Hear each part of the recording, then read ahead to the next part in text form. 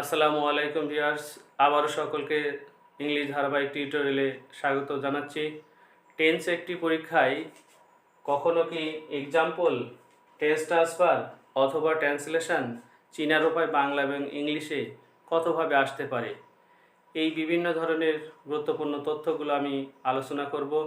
So important এই তথ্যগুলো বুঝতে হলে জাস্ট ওয়েট অ্যান্ড সি।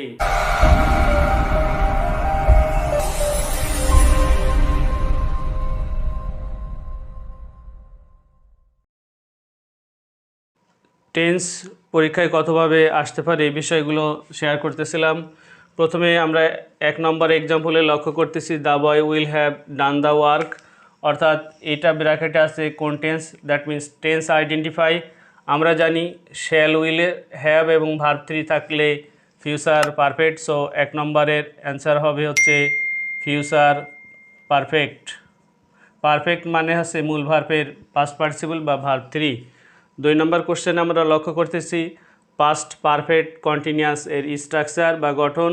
আমরা জানি যে কোনো পারফেক্ট কন্টিনিউয়াস টেন্সে কি থাকে, সময় থাকে। সো পাস্ট পারফেক্ট কন্টিনিউয়াসে প্রথমে হবে সাবজেক্ট, তারপরে আছে হ্যাড, এরপরে হচ্ছে বিন। যেহেতু কন্টিনিউয়াস তাই মূল ভার্বের সাথে আইএনজি, তারপরে অবজেক্ট যদি থাকে, তারপরে হচ্ছে সিন্স অবলিক ফর, তারপরে টাইম, অর্থাৎ যে কোনো পারফেক্ট কন্টিনিউয়াসে সাধারণভাবে সময় থাকে। 3 নম্বর কোশ্চেন আমরা লক্ষ্য করছি আমার মা বাড়িতে আসার পর আমি স্কুলে যাব, এটা হচ্ছে ট্রান্সলেশন। আমরা জানি বিফোর আফটার যাই থাক, এর আগে বা পূর্বের ক্লাসে আমি আলোচনা করেছি।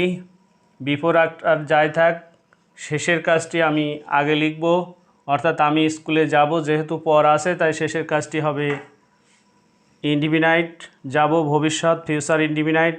সো আমি আই, ফিউচার ইনডিফিনাইটের গঠন হচ্ছে শ্যাল অথবা উইল, আই শ্যাল। এখন হচ্ছে ভার্ব গো, কোথায় যাব, টু স্কুল। তারপর আছে আফটার, এখন যেই টেন্সের ইনডিফিনাইট করলাম ঠিক সেই টেন্সেরই আমরা পারফেক্ট করব।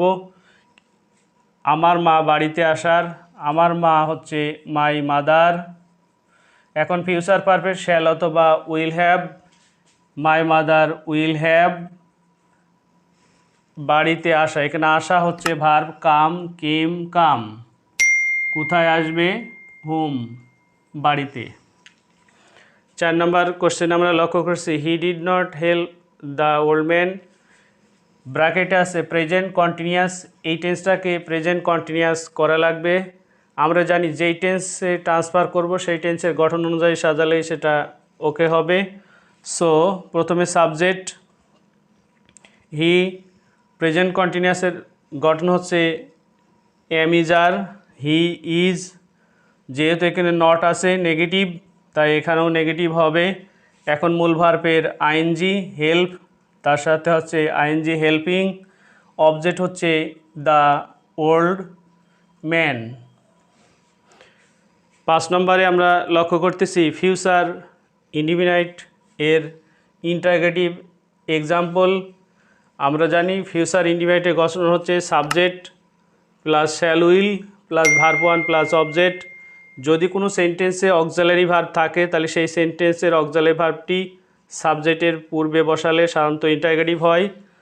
সো আমরা এটা লিখতে পারি শ্যাল অথবা উইল, তারপরে হচ্ছে subject plus verb plus object plus চিহ্ন। এখন যদি এটা হচ্ছে গঠনের এক্সাম্পল লিখি তাহলে shall I read verb 1 the book. এখন যেহেতু ইন্টারগেটিভ তাই এটা হচ্ছে কোশ্চেন মার্ক।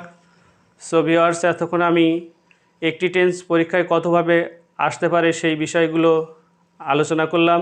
এর ভিতরে যদি কারো কোনো প্রশ্ন থেকে থাকে অবশ্যই আমাকে কমেন্টের মাধ্যমে জানাবেন। পরবর্তীতে দেখা হবে নতুন কোনো টিউটোরিয়ালে। সে পর্যন্ত সকলে ভালো থাকেন, সুস্থ থাকেন। আল্লাহ হাফেজ।